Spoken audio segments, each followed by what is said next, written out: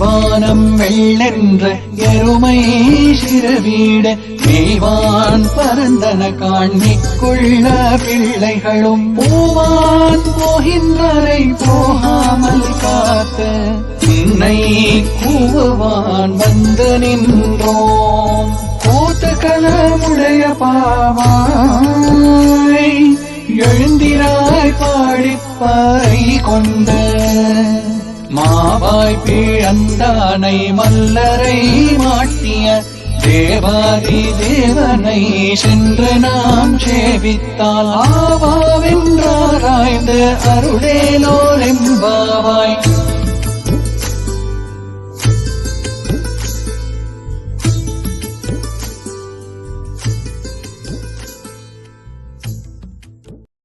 ಪೂರ್ವ ದಿಕ್ಕಿನಲ್ಲಿ ಆಕಾಶವು ಬೆಳ್ಳಗಾಯಿತೆಂದು ಎಮ್ಮೆಗಳು ಸಹ ಎಳೆ ಹುಲ್ಲನ್ನು ಮೇಯುವುದಕ್ಕಾಗಿ ಹೊರಟವು. ನೋಡು ಬಾ, ಉಳಿದ ಕನ್ಯೆಯರು ಸಹ ಸ್ನಾನಾರ್ಥವಾಗಿ ಹೊರಡಲು ಸಿದ್ಧರಾಗಲು ಅವರನ್ನು ಹೋಗದಂತೆ ತಡೆದು ನಿನ್ನನ್ನು ಕರೆಯಲು ಬಂದು ನಿಂತಿರುವೆವು.